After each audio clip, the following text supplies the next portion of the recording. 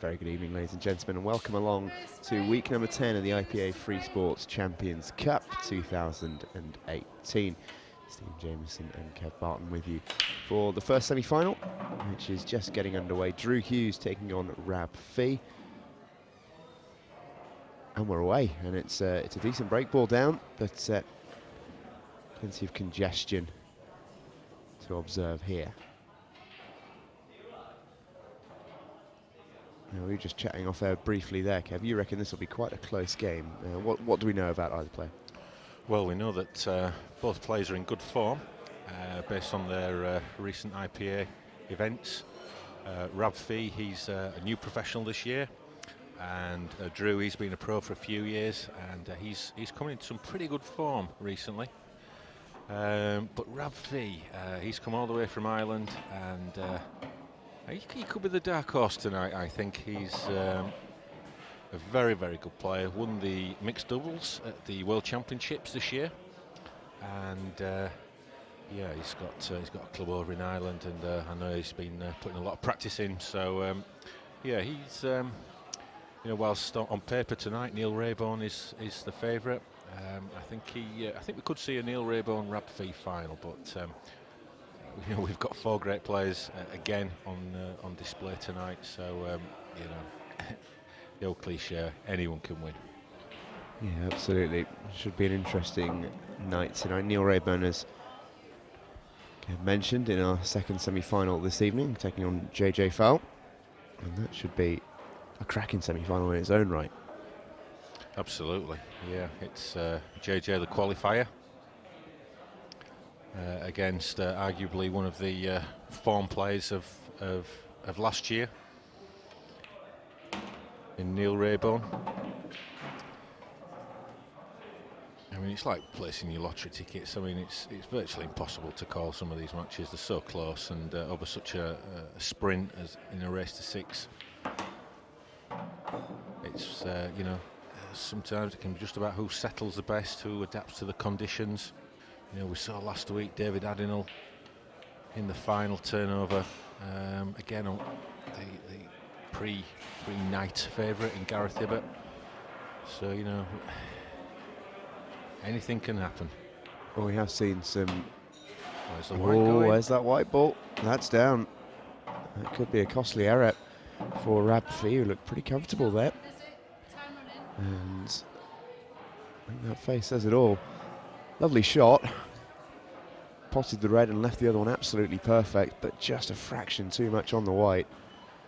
And that is down, and he himself is back down in his chair. This is a good chance now for Drew Hughes. Break wasn't kind to him really with the late of the balls, but now this is far more inviting.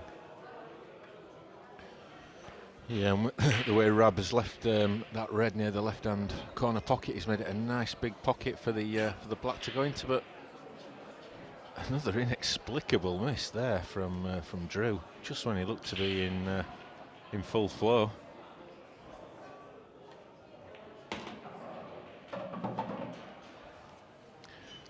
We're definitely seeing some early nerves tonight from both players. A couple of fouls and a missed pot in the first frame. Yeah, no doubt about that. This is no gimme there for Rab Fee. This is a tough shot down the rail.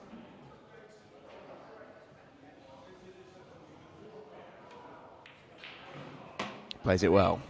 And the first frame goes away of Rab Fee. He'll have been expecting that when he was at the table for his main break. He wouldn't have liked to have done it in two, but he got there in the end. Yeah, and we say every week, getting that first frame on the board is so important. These guys are playing in the conditions that they're not used to playing in, live television. So to get that first frame and get settled into the match can make all the difference. This is Drew Hughes' most recent tournament history. Been pretty busy, especially recently as well. Competed in both the Open events this year in Wales and in Scotland.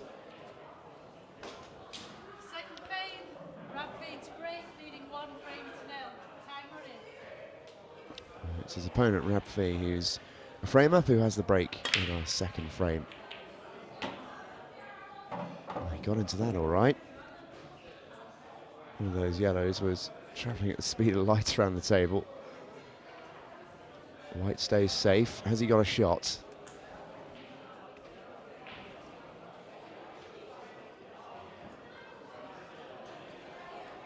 So he can he'll be looking for yellows, and he's going to take this difficult one into the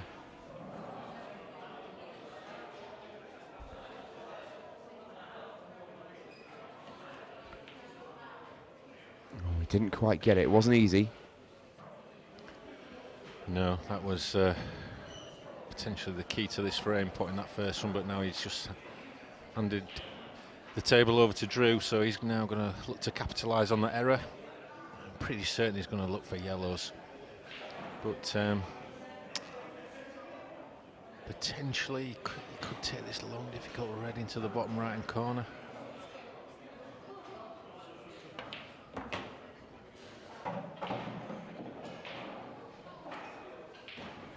So he has gone reds. And it's not as if they're a bad selection, it just wasn't quite as easy as the yellows at the start. And it's still very much on. Just has a little bit of work to do here, just Drew. Yeah, I think it's going to be all about the one on the right-hand side, and I suspect he'll probably leave a double. Just got into that one a little bit too much. Wanted to sun that across for the red that's on the top rail into the same pocket. But just a little bit of adrenaline there. So now he's got the tricky one down the rail on the right-hand side, or he could take the one over the bottom left-hand corner pocket, just to bring the white up through the gap that the white's going in. It's certainly an easier pot. Played it quite well. He's not left himself a great angle, I don't think, on red on the balk line, which would be his obvious next choice. So yeah, the double is the option. Looks a bit high, is it going to drop in? He's played that nicely. Yeah, good shot that from Drew.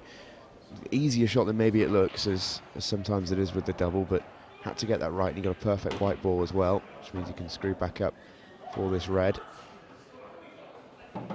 Needs to get onto the black. We go in one pocket, so sun's across. And it's not the easiest black, but it's a very gettable one.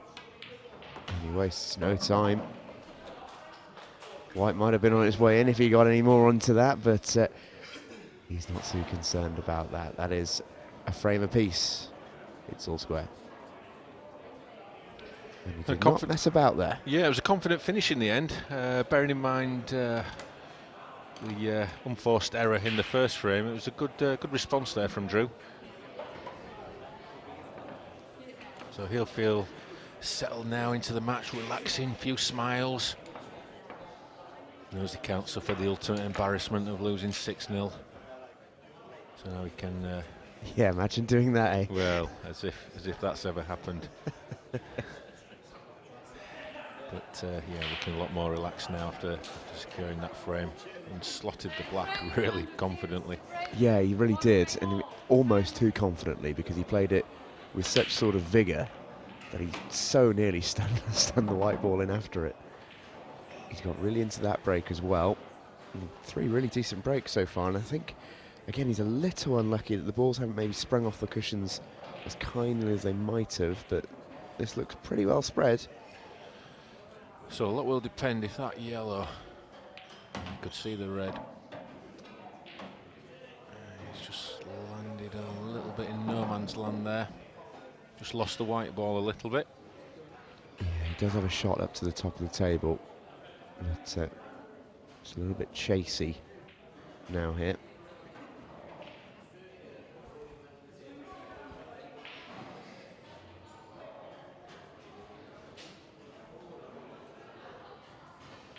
Yeah, I think he can just pot that one. Just see enough of it. Well, he certainly could, and arguably certainly should have potted that. It's a wide open game, this, in the sense that both players are giving each other opportunities. Yeah, they're not messing about either, and I assume that yellow next to the black does pass.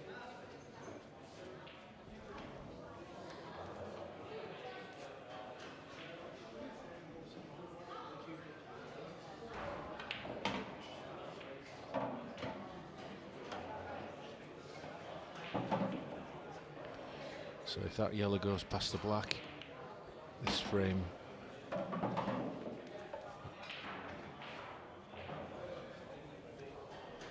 is there for the taking. Assume it must do, because he hasn't tried to develop it. I'm not sure if he's got a full bag or whether they can just So he's playing on it. I think it just sneaks in. yeah. It is close though. And he won't want to... He needs to play it pretty precisely because he won't really want to move the black. He's played that nicely. Clean. That is an excellent positional shot there from Rab Fee. Played on the difficult one first. Couldn't have placed it any better.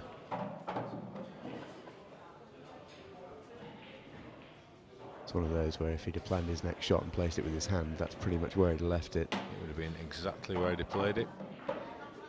That's the hard work done for the frame. And that's certainly the easy work. Nice and simple for Rab Fee. That'll do it, 2-1. Both players looking very confident in the balls now. Good finish there from Rab. On the back of Drew's finish in the frame before. I do get the sense that it is a very, very open one, this one. They are both playing nicely, but there's a miss in both of them as well, which I don't know if that's just nerves or just how the balls have been set up, but it's been very even. Well, it's the type of game that these guys are playing, you know, open, aggressive, attacking, you know, black ball pull, and that's why it's great to watch, because it encourages this kind of play. You know, it's no holds barred pull, fight, you know, fight fire with fire. So great to watch. That's the break for Rab Fee. He gets a ball. This could be a slightly messy frame though, you feel.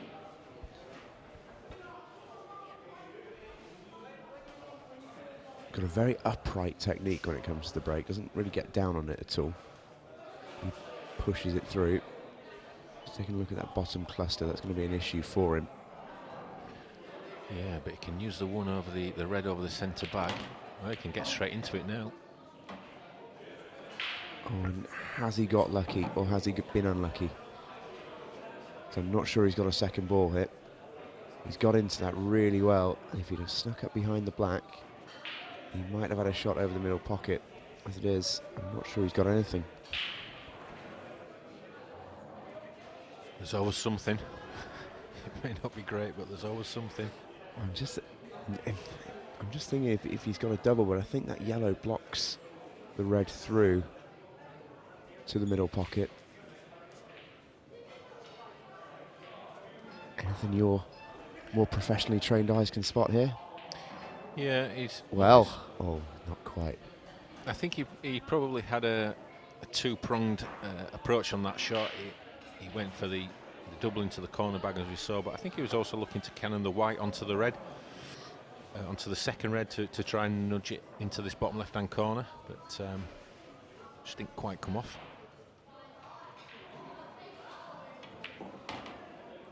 Andrew back in amongst the balls. This is not an easy shot. He would have liked to have been right behind this one from the angle that he's playing at. This is a very, very difficult shot. It's got to be so millimetre precise, and he's played it absolutely perfectly. That is nicely done. Indeed. Have a look at this. He made that look easy. That was not an easy shot.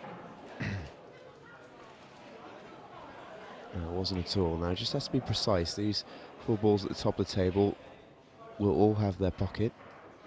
Just needs to be precise with the cue ball hit and just work his way through them. And it really should be Drew's frame.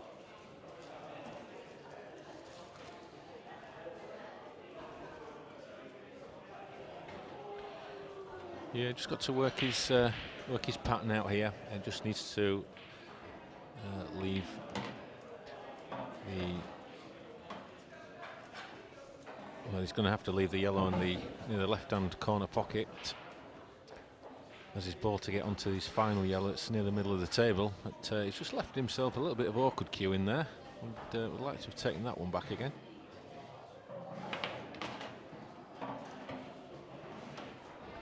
So what's Covered his pretty angle? well though. If he's got the angle, he might just be trying to screw this white down in this area there. Do just want to maintain that the players can't see that line that Kev drew there. And nor does he have any insight into the future, although that was pretty accurate, I'll give you that. And that's nice and easy for Drew. So we have got a real game on our hands here. 2-2 in next to no time. These guys are just throwing rockets at each other tonight. It's like being at the OK Corral. Yeah, they're really flying through the frames. Great to watch, and that's why, you know, black ball is such a great sport to watch. It's fast, it's exciting. You know, you can never rest for a minute, even if you think you're in control of the frame. One shot can turn it all around, and you can be left scratching your head. Drew looking very relaxed at the table. And a bit of a chat with some well-wishers in the crowd. And even with Rab himself, he's a very affable character.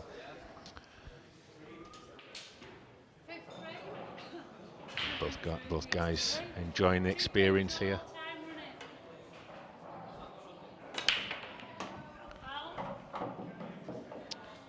And that's a foul from the break there from Drew, but as you can see, the balls didn't split at all there. They just hardly moved. Yeah.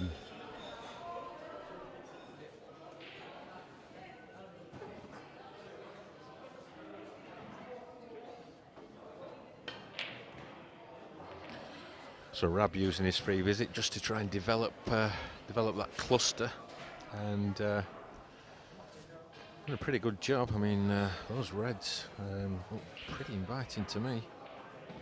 Yeah, I think it's one of those where I think initially you think, oh, those all look a little bit close together and surely there's some blockers, but actually I think you're right, the reds look very inviting indeed. It's almost similar to the situation Drew had at the top of the table in the last frame with his yellows. They're all sort of there in the right order, just has to be very precise with the cue ball and work his way through them. It's a chance this for Rab.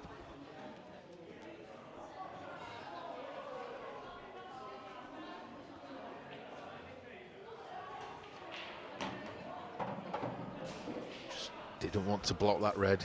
I think that red still goes into the left centre where that yellow just drifted by. Oh, maybe it doesn't. It's going to be close, isn't it? I think if he dropped it a little bit further, he may even be able to take it top left, which I think is maybe what he's trying to play there. Yeah, I think he's playing on this one into that top corner pocket now as we look. Not an easy shot. He's a bit hampered. It's delicate. Oh, he's played that so nicely. What a good shot that is. That was not easy at all.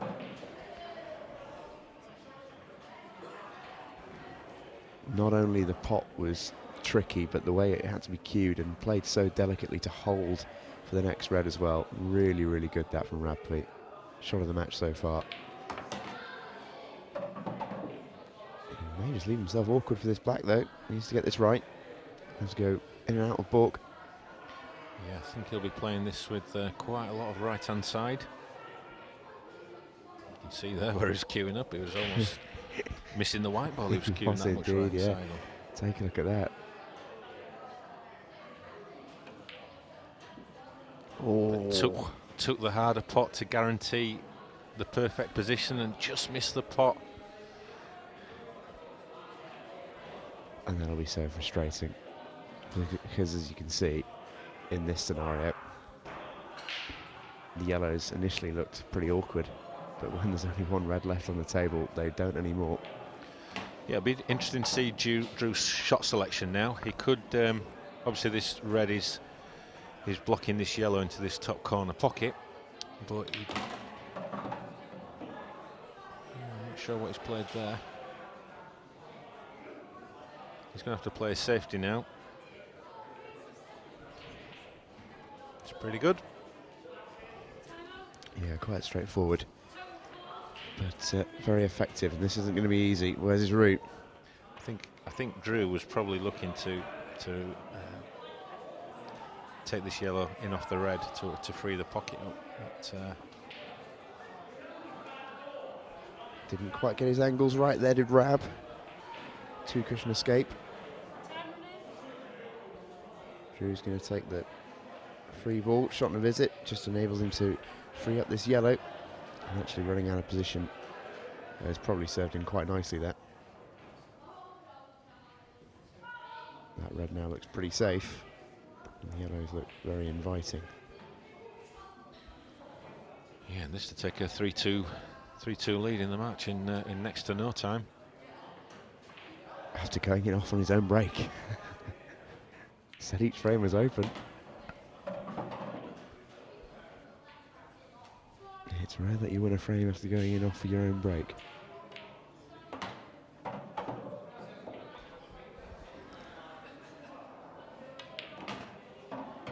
not sure if Drew's got a plane to catch, but he's certainly not messing about here. And this is absolutely perfect just to finish this frame off now. And in blink of an eye, it's 3-2 Drew Hughes. Yeah, I think you might be right. I think he's got somewhere to be tonight. He's rattling through these frames.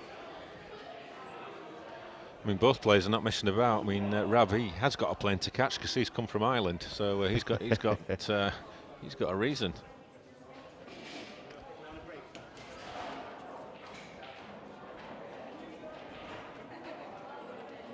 And the players now are just being held ahead of the start of the broadcast on Free Sports.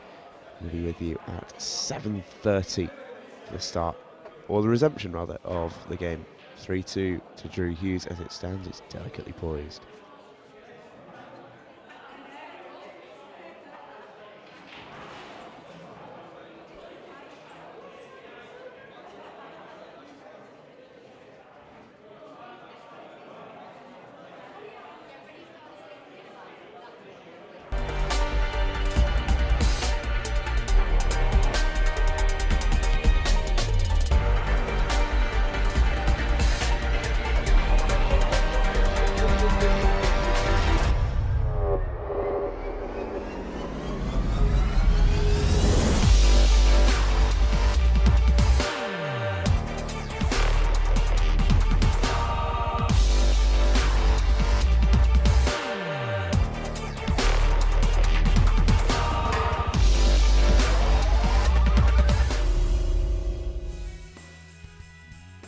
Very good evening, ladies and gentlemen. Welcome to Chester. We are live for the IPA Free Sports Champions Cup 2018. It's week 10. We are midway through Drew Hughes versus Rab Fee. Starting this week at the slightly later than usual time due to the conclusion of the KHL hockey between Akbars Kazan and CSK Moscow. That's what we've got to look forward to for the remainder of the evening. Drew Hughes versus Rab Fee is currently 3-2 to Drew Hughes. First to 6, Neil Raybone versus JJ Fall will follow the action.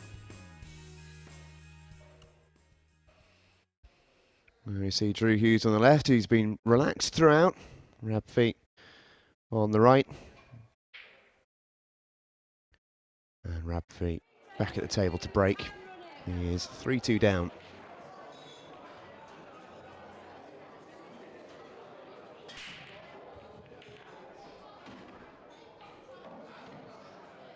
It's been an enjoyable game so far, this one as well. They rattled through the 5 frames that I've had already, these two, in no time at all. And great entertainment. Stephen Jameson and Kev Barton with you once again here on Free Sports. And we've witnessed a really, really decent game so far in this one, Kev. It's had everything so far. We've had some great clearances. We've had some incredible misses. We've had some fouls. We've had players running around the table, can't put the balls quick enough. Where's the white going? That is. He's going to pot the white, would you believe it? That almost is the game so far in a microcosm. An aggressive shot, a terrific pot, but it's resulted in a turnover from the foul, and there has been a few of those. Rab Fee was guilty in the first frame of going in off, and a foul break as well. This is Drew at the table, just looking to develop his balls. He's Reds in this one, and it's come out okay for him. He could be a little bit disappointed by how far the red at the bottom of the table has gone in relation to that bottom cushion, but should be okay. I think Rab was he was a bit unlucky there to just find the angle there around the bottom left-hand corner pocket into the right middle. Very unlucky, but it was such a good pot. Yeah, it was a great pot. You must feel like he deserved a little bit more, didn't he? But it's fine margins at this level, and could be looking at the going down 4-2. A little bit careless there from Drew, but still in good position, but just made a little bit more difficult than it should be. Yeah, a little delicate one, just had to hold the white ball for this last red. And in the frame previous to this, Drew actually went in off the break, and Rab missed his last red. And Drew then dished back in return, and I just wonder if that was maybe a bit of a turning point in this game. It was a real chance for Rab Fee to go 3-2 up, and out of nowhere, he's 4-2 down. Yeah, that was a good finish from Drew, and typical of the match so far. And he's got a chance. He's running around in no time and taking them out. This is the recent history from Drew Hughes. He was eliminated in the World Championships by Liam Dunster, which I think everyone will agree, no shame in that particularly. But been pretty active, and he's a good player on his day. Yeah, and at the recent Scottish Open event we had up in Aberdeen, Drew was certainly showing signs of getting back to his best form. We didn't quite see the results on that start, but he's certainly heading in the right direction form-wise. So, and his opponent Rab Fee, very good player from Ireland, new professional this year, and yes, he was. I thought he was probably slight favourite in this match, but at the moment it's Drew who's dominating. No, I know this table was extensively levelled before the competition got underway, but it's almost like it's on a slope there. Every ball on one side of the table, and this is a really fiddly one for Drew Hughes to navigate here.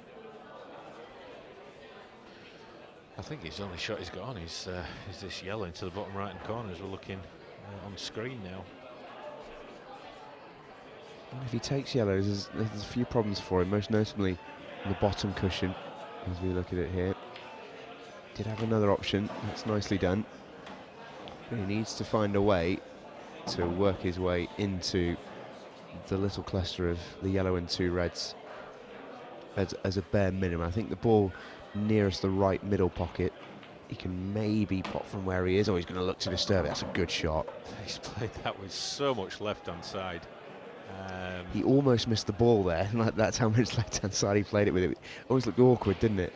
Yeah, look at the side and reaction he's got there, and you know, on these Strachan 861 cloths, you know, those shots are certainly possible because of the grip and bite that you can get when you're playing shots like that.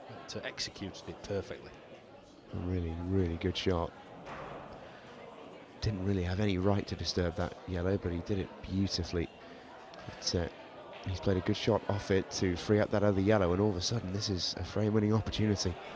Absolutely, from looking a real mess on the table, it's he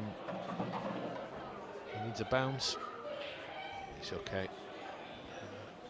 Yeah, he's got away with one there, hasn't he? Could so easily have had nothing. As the old phrase goes, you make your own luck, and he's certainly done enough to earn a little bit of that in this frame. That's right, he's going to play this with lots of right-hand side again. Just enough.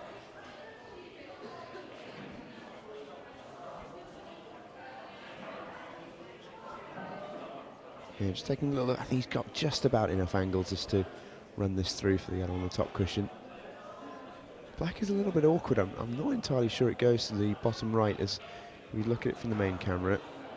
And to get it into the bottom left is going to be tricky as well, with the red being where it is next to it. It's maybe not the easiest positional shot, that one. I think if you can get the white into this area here, so he can play this playing ball into here, and just play with a little bit of left-hand side, just to try and bring the white down into this area, or he could bring it down in this side. He's got options.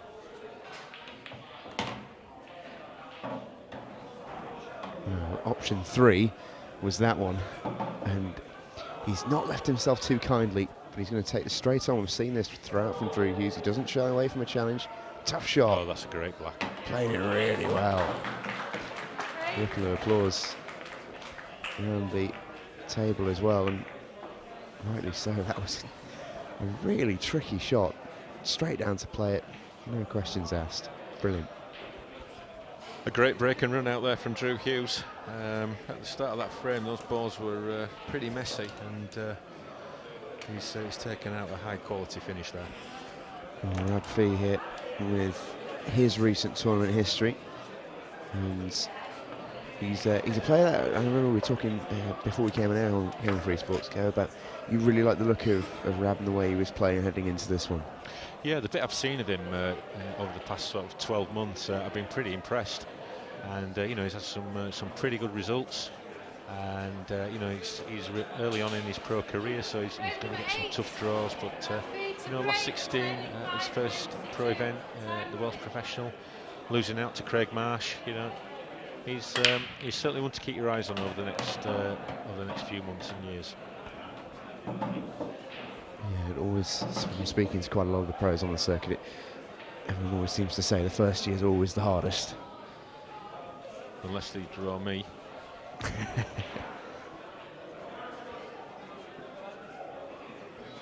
Rab up against it then. He needs to start winning a frame. He is one Drew Hughes frame away from losing this one. And heading home.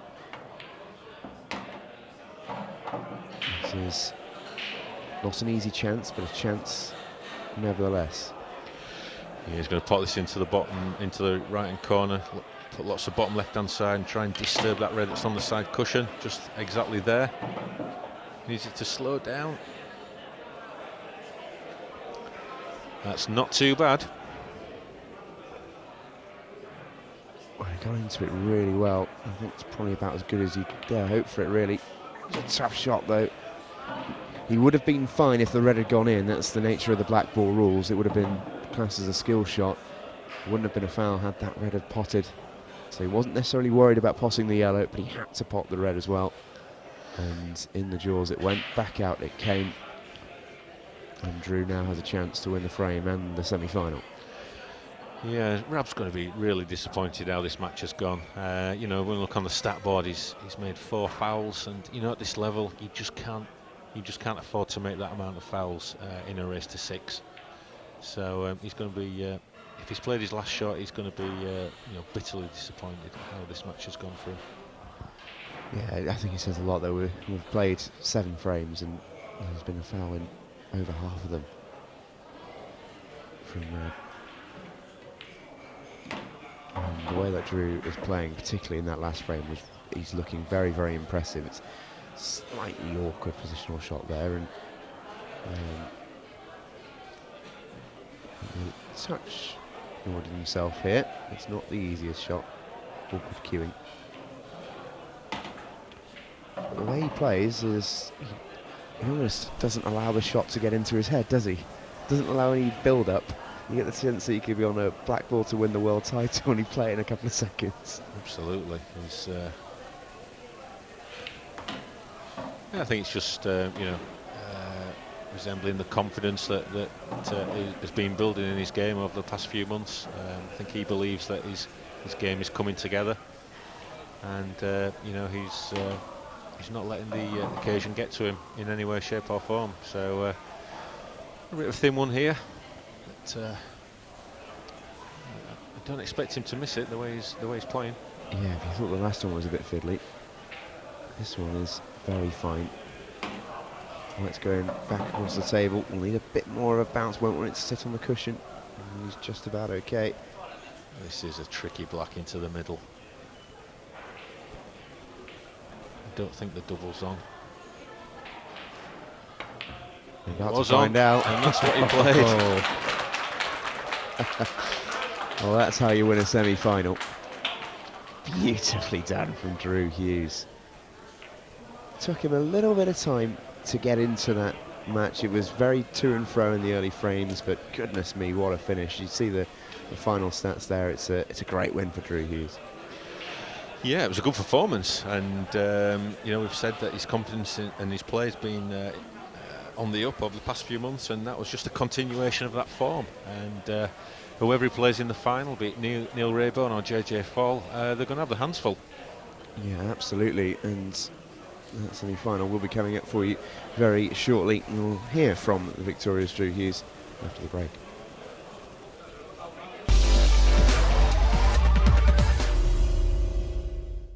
The IPA 3 Sports Champions Cup pool is brought to you by Select Car Leasing.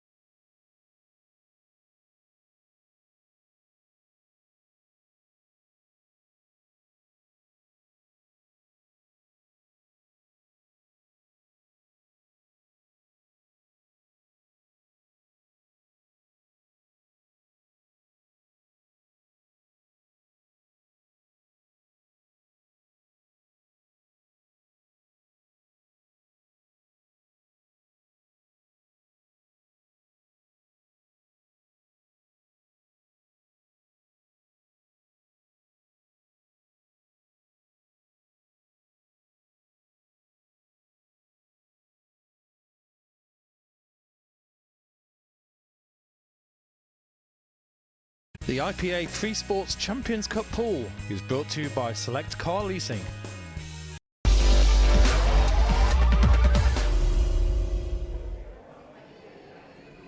Well, welcome back to Chester. You're back with us on the Free Sports Champions Cup, and a man who is in a hurry is Drew Hughes. 24-minute match, the quickest we've seen of the Champions Cup so far. Talk us through your emotions. You weren't out there particularly long. Yeah, I just played as quick as I could. I don't want to think about it, to be honest. Don't want to put any doubt in my own mind, so just got on with it, treat it like practice. Well, it played like a practice, didn't it? The last few frames in particular that we just saw were very, very quick indeed. Do you feel like you really settled into that match? Yeah, the first frame I was nervous, missed the yellow by about 2 weeks, and then after that I played real well. Rab had a bit of bad run on his brakes, couldn't get anything going, but I'm just thankful to get through. And how's your preparation been coming into this one? We've noticed seem to be playing pretty well. Do you feel like you're playing pretty well at the moment? Yeah, I've got my old cue back now after a year. It's been fixed, so it's given me a lot of confidence, and I've been practicing again, and it makes a massive difference. And up first in this one, so you get to have a chance to watch the second semi-final. What are you expecting from Neil and JJ? Slow from Neil as usual, really, but be a good game. Both great players. Is that the reason why you played quick, just in case? Yeah, save the electric bell for Kev, innit? Well, we look forward to seeing you in the final. Congratulations. Right, thanks a lot. Thank you. Let's have a reminder of how he got there.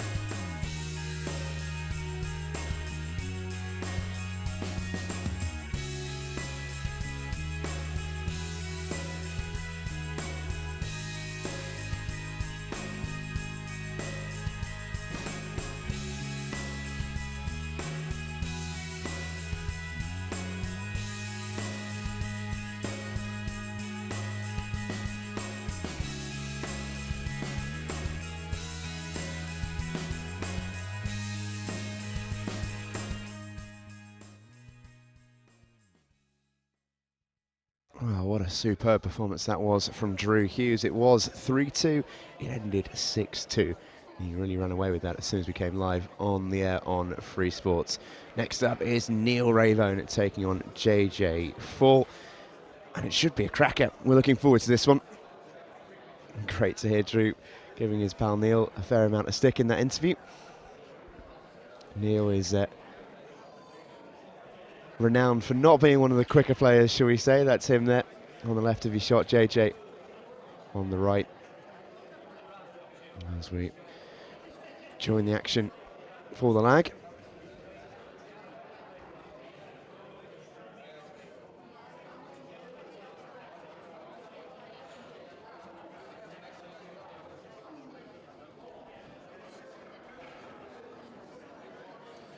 So we take a look at the lag. It's Stephen Jameson and Kev Barton with you once again, and a colourful interview from Drew Hughes there, Kev, which we expected nothing less. Really, really good character, and good to see him in pretty good spirits ahead of his final. Yeah, absolutely. I mean, who wouldn't be after that performance? And you know, he's going to be looking forward to watching these two sweat it out and taking on the winner in tonight's final. But you know, he's continuing with the form that he's shown over the past few months, and he's feeling really confident within himself. So yeah, no wonder he's absolutely buzzing about the place. Yeah, and why wouldn't you be? Now this is Neil Raybone, who is a very, very good player indeed. He's the seed for this evening's proceedings, and he's been in great form of late as well. And he looks like he's off to a good start as well. It's a decent break. Got a ball and got a good split as well. Yeah, Neil's got a good break. He's not got a massive break, but it's a very effective break. He's got a good split and keeps him at the table for anyone new to black ball rules. So it's the first legal ball that he pots, is what he'll be on. which for all the world looks like it will be reds.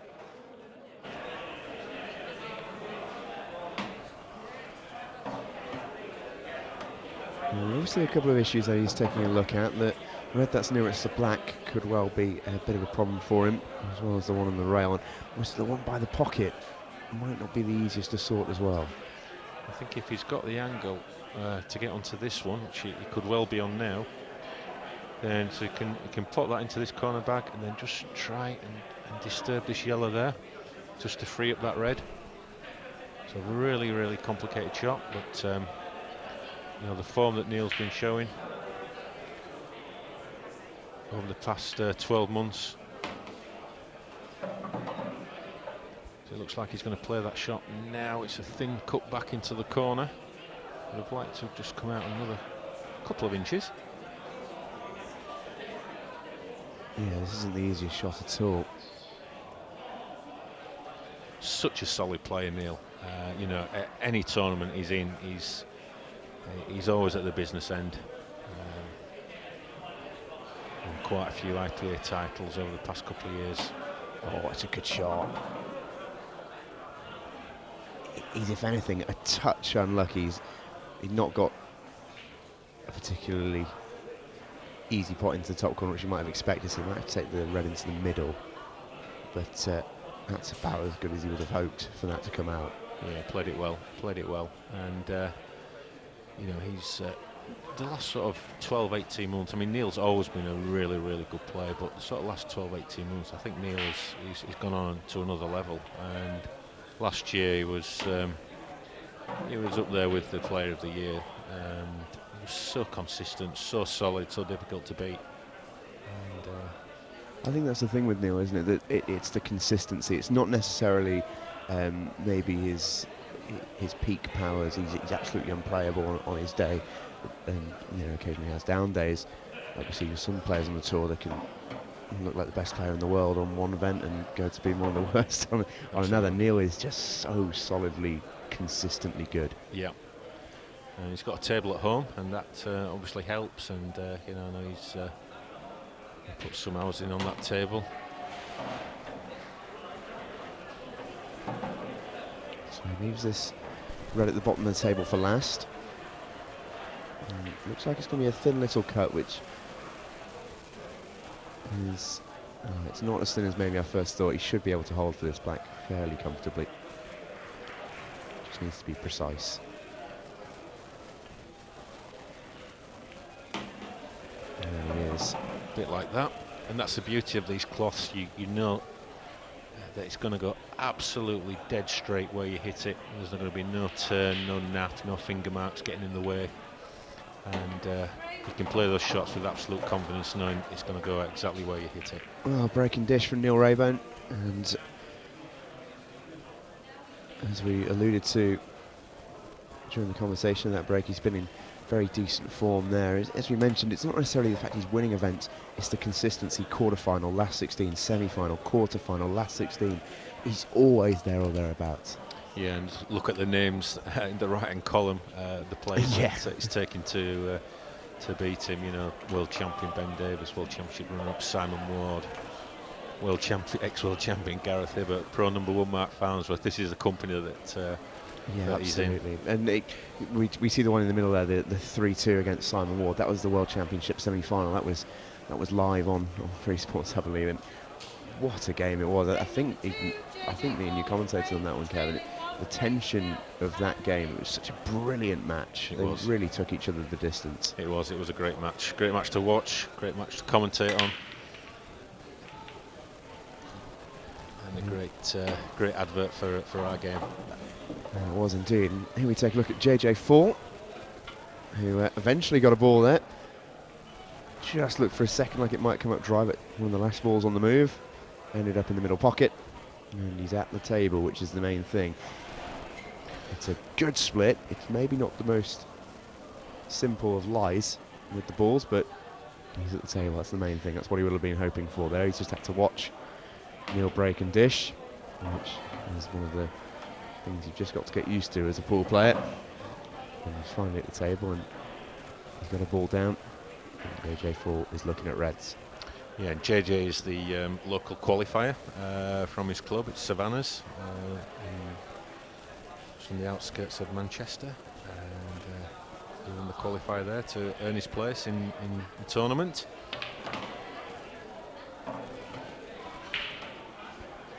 And we have seen one of the local qualifiers make their way through to the second round. That was Lee Warren back in week 6 in Solihull. And his beaten finalist, Andy Blurton, actually, I think is here tonight. Did see Andy wandering around. You can just see him at the back there behind JJ. Looks watching on in the grey top. That was a terrific final in Solihull.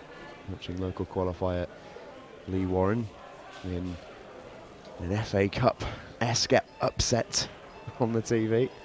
Yeah, Andy is here to support Neil, as Neil was in Solihull to support Andy. Great friends off the table. I won't say on the table, but they did actually play each other in Aberdeen in the, I think it was the Open event, which Neil won. But difficult match for them both. And here JJ's just got himself into a little bit of trouble, so he's played a safety. Just wonder how safe this is. I think it was safe enough. I'm not sure Neil could see the potting angle of that one. Yeah, I think he just had to play a little bit of swerve there, and he's played a pretty good shot there to block that red into that corner bag, as we see. But JJ can attack it.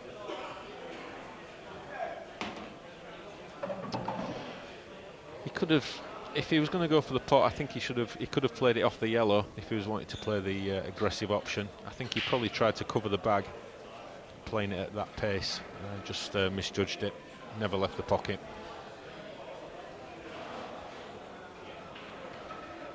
Yeah, he just has to be careful here, JJ. I think that's why he's tried to cover the pocket there. He just need a little bit more on that. The more balls that go down from him, the more difficult, or the more control rather, he loses of the frame. And he's just tried to take the bottom pocket, hasn't done it too successfully. And it's a pretty even frame if you look at how it's set up. Two of Neil's yellows at the top of the table are blocked by JJ's red. So we're in for our first tactical frame of the evening. The first game went on for 24 minutes. We might not even get to the third frame in this one at this rate. Yeah, sometimes the frames can go like this. Both players just jockeying for position. I think JJ he'd have liked to have done a little bit more with that one, I think, just to develop. Because Neil has the numerical advantage on the number of balls on the table, so it's important that JJ keeps his balls open and not tied up. Because if it gets into a tactical situation where they're trying to block each other, then Neil's in the ascendancy by the nature that he's got more balls on the table. He's played a really clever shot there. He's somehow almost managed to snooker JJ, despite the fact he's got four balls on the table, really restricting his options. Yeah, could come behind this one just to punch the yellow back up the table. Just needed to give it a little bit more. I think JJ just a little bit tentative on his shots at the moment. It's understandable. Absolutely, yeah, absolutely. It's the first frame of the match that he's actually got a shot, so... And you see they're just ticking at the bottom of your screen the shot clock. They only do get 45 seconds to play a shot, and to get an extension should they need it. And we didn't see it used really in our first game this evening. Drew Hughes was a bit of a hurry. But I think we might see it used a fair bit in this frame in particular. This is a real chess match, this one. Yeah, so he's going to hit the red on the bottom right hand corner here. He can either try and double it back towards this left hand side, or he can just nudge it down over this bottom right hand corner. It probably doesn't really matter either way. It's worked out well. It's worked out well. So that means he has got an attacking option available to him if he gets a chance.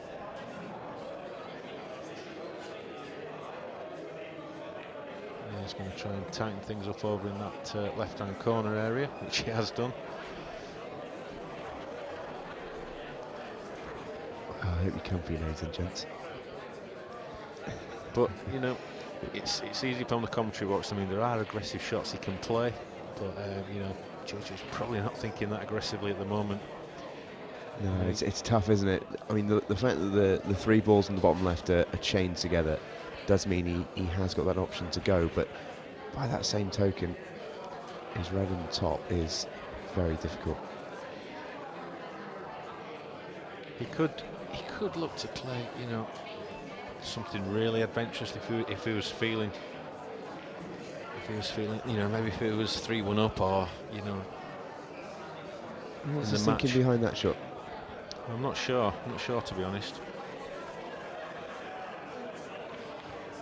because the way the balls are positioned. I don't think Neil wanted to pot that. No, he tried to cover the bag. He just misjudged that one. But the way, particularly this top left-hand corner, the way the balls are positioned, JJ is going to have to do something pretty creative. And the fact that that plant has now disappeared makes it all the more difficult for him now. Yeah, I did think it was a strange shot selection, shall we say, to remove the option of that plant. And Neil would have been annoyed to have doubled the yellow into the pocket. He wanted to have total control of the table, which that would have afforded him. This is remains a tight frame.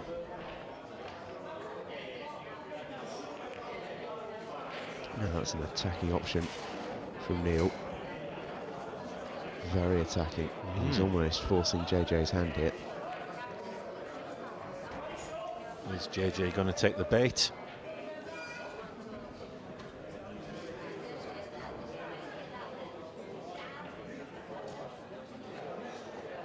JJ's got a couple of issues, not just the red at the top of the table, but also the black as well. Looks like he's not going to take the bait, and that's actually a very clever shot if that holds. Very nicely done. Yeah, a little tap of the table there from Neil.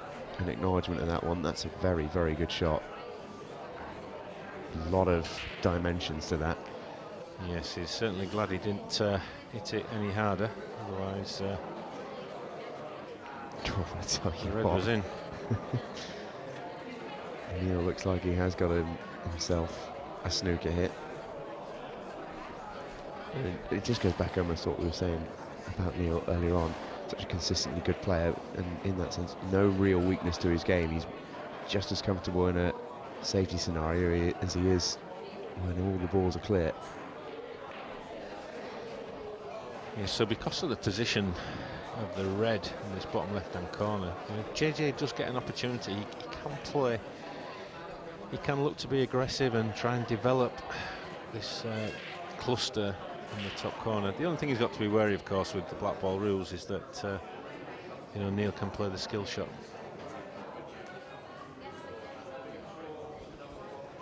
That's another clever shot, 'cause he's almost forced JJ into potting this, or has he?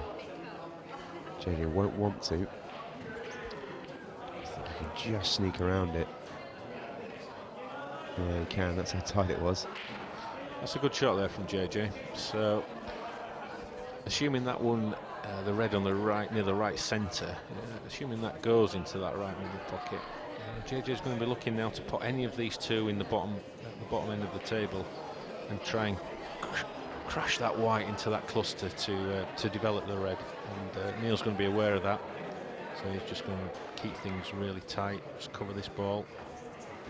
Well, the good thing there for Neil is that now is almost a guaranteed skill shot if he gets straight on it. As you mentioned in the last game. Well, because the yellow is so close to the red, that actually makes the skill shot harder. So I think that puts JJ in an even stronger position now in this frame. So he could, it depends, you know, it depends how he's feeling. He could maybe look to you, develop this red that's on the cushion. Yeah, I was just going to say to nudge into those into the cluster. I thought he may have given it a little bit more pace than that.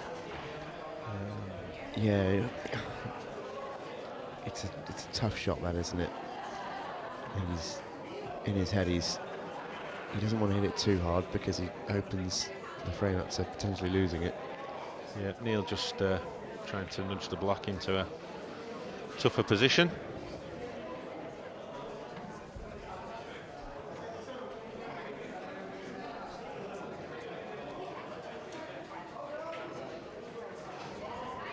It's still so difficult to pick a winner from this point. It really is.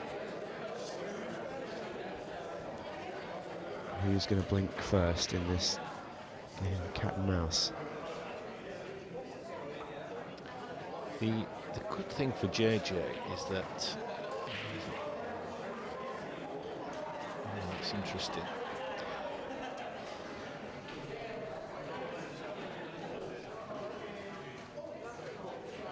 So there's JJ at the table. It was a clever shot there from Neil where he was leaving the white ball.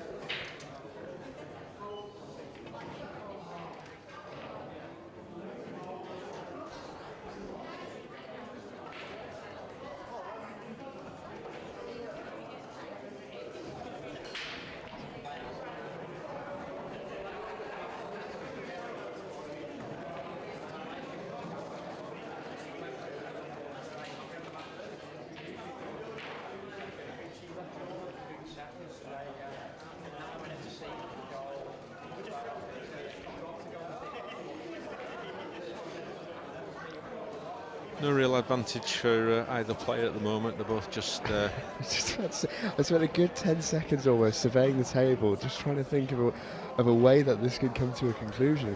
And almost, I think either player at this stage is just hoping that the other one makes a mistake more than anything else, because it's that even and that close. This is clever from Neil. This is clever. This is using his experience from years gone by. He's just nudged JJ's red down into that cluster, so really limiting JJ's options of what he can do. But that's a nice shot there from JJ, just to, he wants to keep the balls pretty open.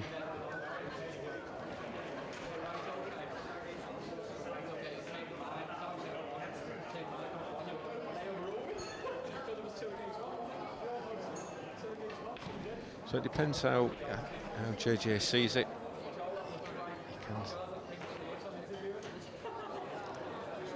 So I'm not sure that is. I would have put that over the bag, to be honest. I would have tried to keep the balls a little bit more open.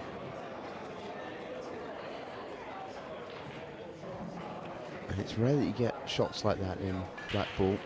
And the rule being, if you don't pot it, you have to hit the cushion after contact. So these fiddly little shots are quite rare, but it does mean when they are utilised, they can be very effective.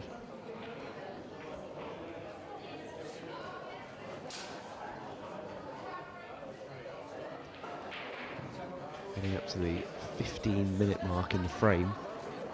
We sort of jokingly said, probably about 12 minutes ago, that this frame could be longer than the entirety of the last match, and I still wouldn't rule it out at this stage.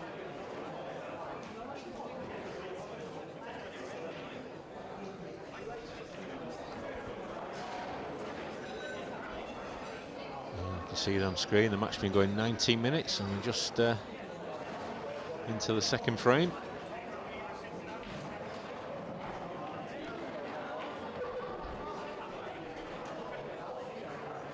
And these frames are rare.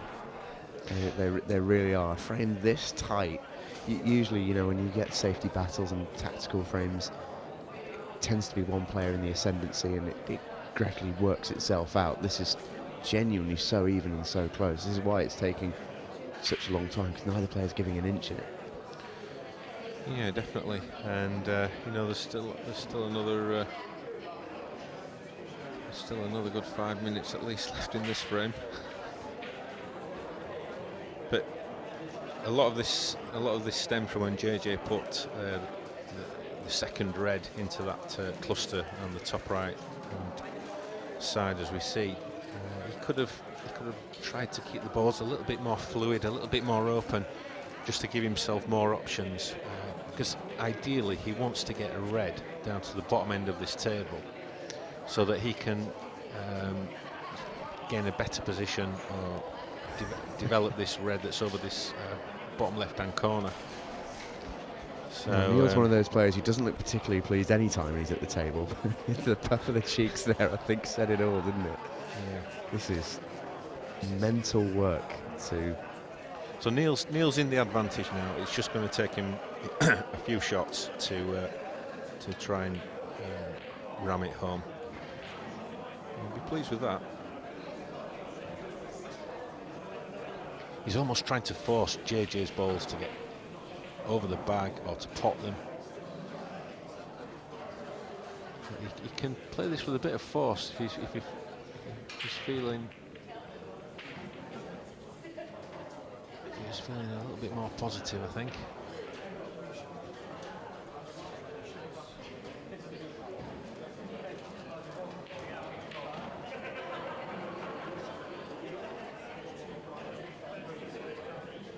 It's a good shot. Again, just limiting JJ's options.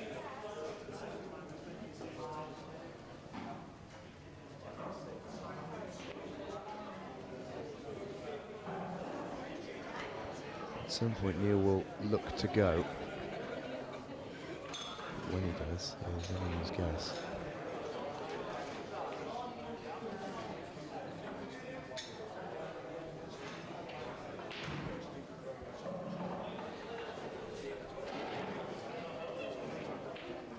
This could plant in. Yep, doubled it in. It's called the squeeze shot, and even though it doesn't look like a plant, because the red's on the cushion, when the red plays onto the one that's on the cushion, it squeezes it and it goes in. It's one of those shots that you learn from many years in the club.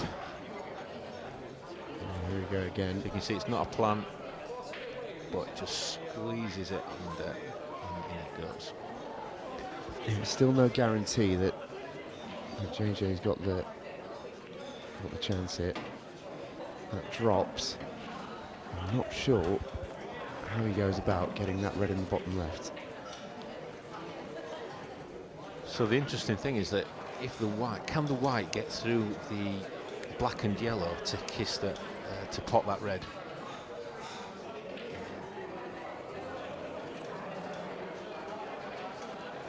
Because if there's a gap for the white to go between the black and the yellow to hit the red, then it can't be a re-rack.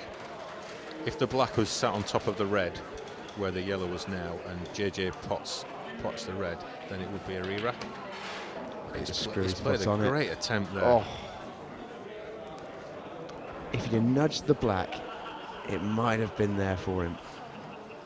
He was that close. So he's played it really cleverly there, off the cushion, off the yellow, to give himself that angle to try and play the kiss onto the black and to try and nudge the red. I'll just explain to us here, Kev, what's happening. So our referee is just making sure that white ball goes through the black and the yellow. So there is a gap, which means it's not a re-rack. If that white had not gone through the gap, then they would have been re-racking the balls. Which would have been the most anticlimactic end to the most outrageous of frames. That was an almost impossible shot. It was. For JJ. It was. He had a little to, unfortunate there. Whilst the white did have the gap, you pretty much needed to have the line and then play it perfectly with that line. As you can see there, it was such a narrow gap as it was. He really needed to contact the black, and he couldn't quite manage it. And now the frame is open for Neil Raeburn. He's potted the red with his free shot, and at this point, it really is Neil's for the taking. He's hung in there in this scrappiest of scrappy frames. Scrapper Griswold of a frame. It's been incredible, but he looks like he's going to get over the line. On the scoreboard, it'll just say 2. Won't say how we got there, thankfully. But you know, sometimes you've got to grind out a frame victory. You know, it's not all breaking clearances. Sometimes you have to win a little bit ugly sometimes, and you know, Neil won't care as long as he gets that 2 on the board. That's all that matters. He's just making doubly sure, because nothing would be more frustrating for Neil Rayburn than to waste it from here. Just wants to be certain. After this marathon frame, we can afford him that little bit of extra certainty.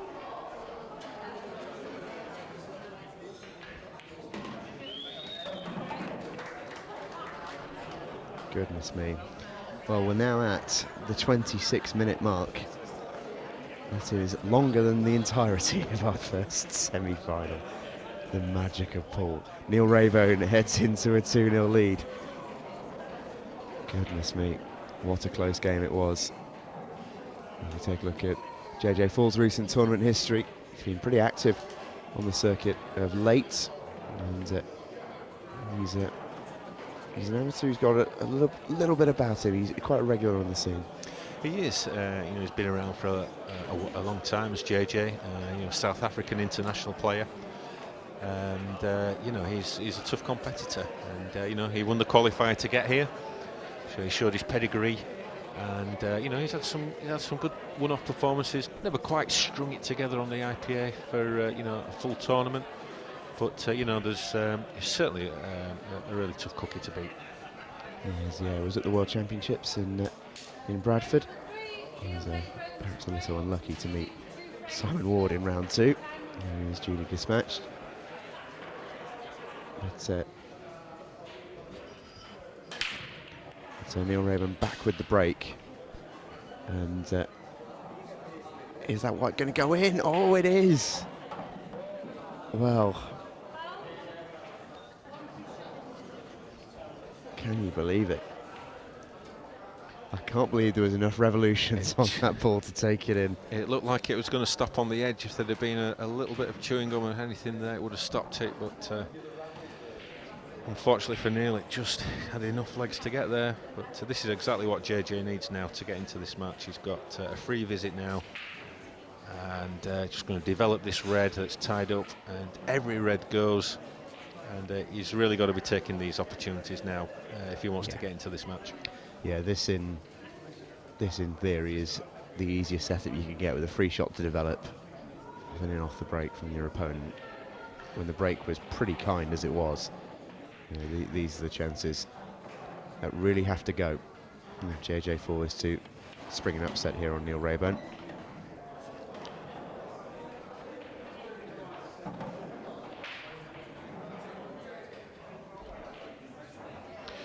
It absolutely is, and you know, I know it's a race to 6, but you know, if he doesn't take these, you know, the match could soon be over. But you know, he's a tough competitor, JJ. He's not going to give anything away lightly, and you know, he's going to be looking to take these out and get right back into this match. Very experienced player, so he's just going to play his own game. Looks okay. Drop this one into the middle bag. Just run the white through 4 or 5 inches. I think he can just get the one into the bottom middle as we look. That was more 2 or 3 rather than 4 or 5, wasn't it? Just about okay. Look, it's all fine. Never fear. It should be a frame on the board for JJ Fall. If that white had stayed out for Neil, he'd have had a great chance. Well, having said that, he didn't actually make a ball, so perhaps better for him than it did going off. But either way, JJ Fall at the table with a great opportunity, and chance was there for him. He's taken it really well. It's 2-1. And he's got himself a frame. He'll be delighted. Absolutely. Good reverse dish there for JJ off of Neil's foul break. So that's going to be a big relief for him now, and he can now settle back into the match. He knows he's in it. And big break for him to come next to keep that momentum going. And here's a reminder of where we've been already on the Champions Cup Roadshow round the UK. We've been to Washington, Cardiff and Sheffield. We're back in Cardiff, incidentally, next week. Solihull is on there as well. We spent 3 glorious weeks in the West Midlands, and we end the 16-week tour up in Scotland, Greenock and Falkirk. It should be a really good way to end the proceedings. We're well over halfway through, double figures for weeks now, week 10. Not sure where all the time's gone, but it's really found its mojo, this competition. Yeah, the weeks we're clocking up the miles. The weeks are disappearing quickly. The shocks continue though, as well as the great pool. I absolutely do, and yeah, we mentioned in the last frame that JJ had to take out the easy chance if he's going to have any chance of beating Neil, and I'm not sure he can afford try breaks like this. Could be really, really costly against the player of Neil's ability. Yes, although he's not left anything easy. I think he can probably swerve round those 2 reds and put the one over the corner bag, but I'm not sure he'll have much after that. Maybe forced into a safety. We'll see. There's no yellow available, so red's his only option.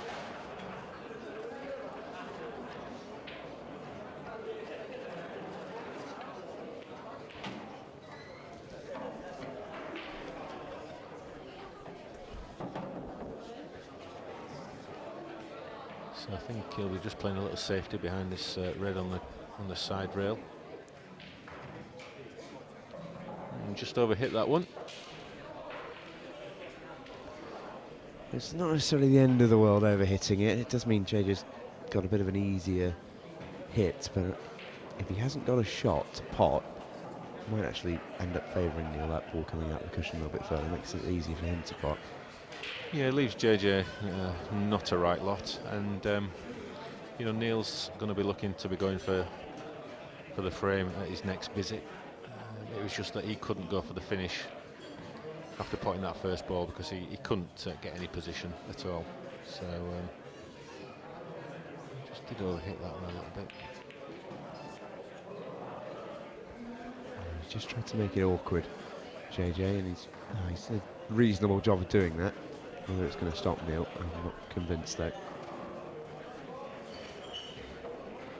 The ball still has a pocket.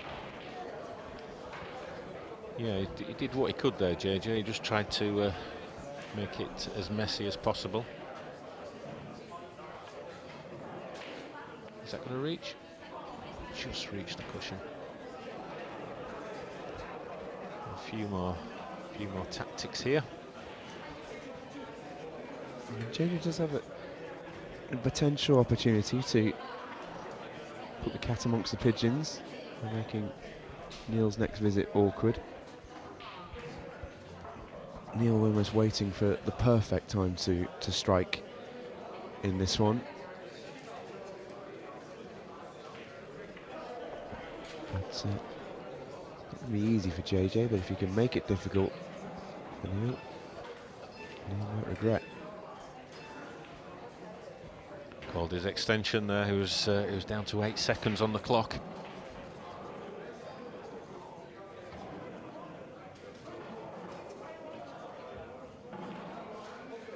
Oh, well.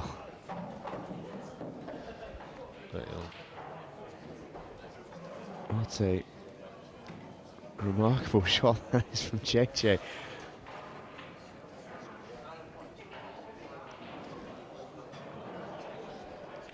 Well, do we give him that as a stroke of genius? Well, I think he'll take it. And don't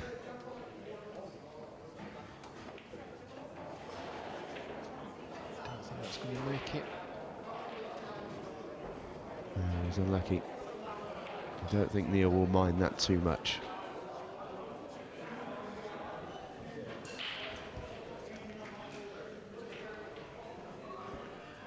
So Neil's going to be looking to work his route out now. That's this red nearest the black. Obviously it pots, but there's nowhere for the white to go, so it's going to kiss into the black and stay at this bottom end of the table.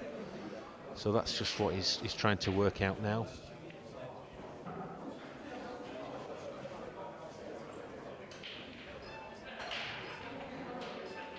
He may play the cannon here. Yeah. Where's the white going? Oh no. Oh, that's always the risk when you play a cannon.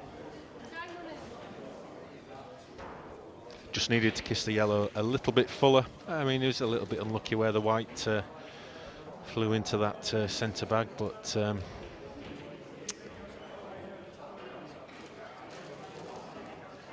much you could do about that. It's a little bit short of pace there from JJ. Yeah, just a little bit.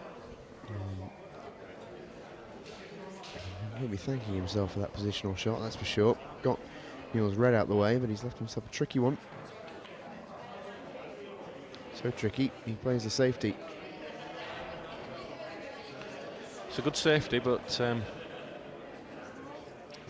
you always run the risk of your opponent pulling a big shot out. Especially with the red over the pocket as well. He's I think if that yellow that's nearest the centre bag, I presume that just goes directly into the middle bag. So it wasn't actually a missed opportunity for JJ. And that's how close Neil came to getting himself back at the table. That very nearly clipped the red. Yeah, just didn't quite bite the white enough. Just needed to get a bit more arc to make the pot. It was only a couple of inches out though.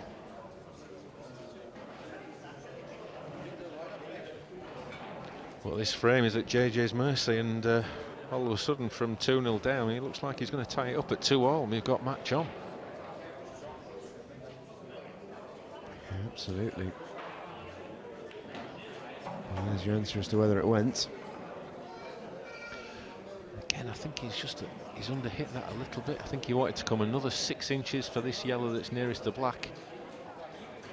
I think that's what he played for. And again, he's trying to play in it again, but he's short this time.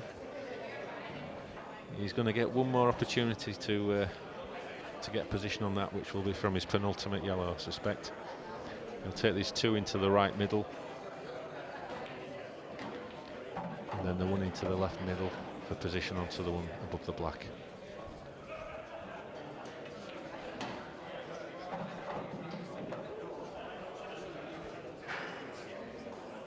Nice easy 3-ball combination. English plays plain ball in half position.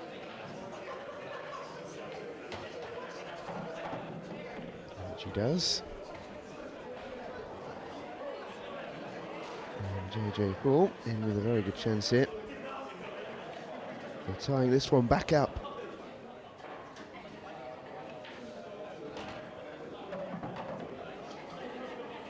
The black will do just that. Oh, what a crazy game it's already been. And it's all square. And applause from the audience there. And I must admit, a really good atmosphere here in Riley's Chester tonight. I was out there earlier, and it's absolutely buzzing. It's great to see that the locals have supported the Champions Cup. It's absolutely buzzing out there, I must admit. Great to see. Yeah, great atmosphere to play in as well. Just adds to that little bit of drama. And I think it was something that Drew Hughes alluded to in his interview. He said he was a little bit nervous in the first frame, and well, that first frame wasn't even on the TV, so he can only have been talking about the live crowd. So understandable that it has a sort of bit of occasion to it for these players. And now Raybone back at the table to break. His last break went in off. He'll want to avoid that.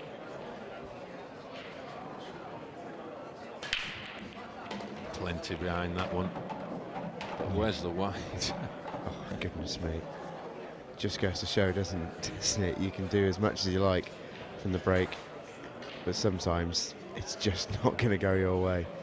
3 balls from the break, and look where that white's ended up. I'm not sure Neil Raybone's going to stop shaking his head for a little while after that one. I mean, he'll do well not to play foul. He's going a little delicate one.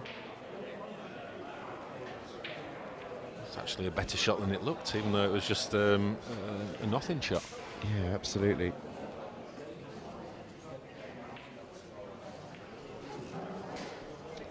It's such a really decent setup, this, that it's one of those where the first pot is highly likely to win the frame.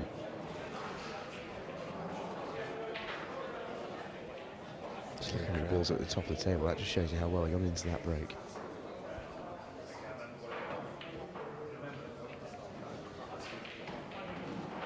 He tried to play an attacking one there, that's fair enough. He tried to play the white off the rail to pot the red. So you can see now that JJ's into the match, his shot selections are now more attacking. And, It was tentative, wasn't it, initially from JJ in his first frame that he played in frame 2, and I think that's understandable. It's the 2 frames since have certainly settled any nerves. Definitely, yeah. He's pumped up now. He's in the match, and you know, he feels confident now that he can play the attacking shots and try and take the match to Neil. Neil Raybone never needs an encouragement to go for an attacking shot. A little hand up there suggests that he got a little bit lucky with that deflection into the corner pocket.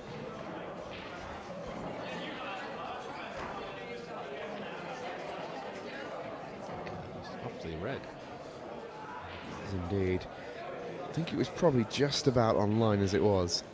But a bit of luck for him. That despite hitting the red, it still made its way into the pocket. Try and play into this cluster.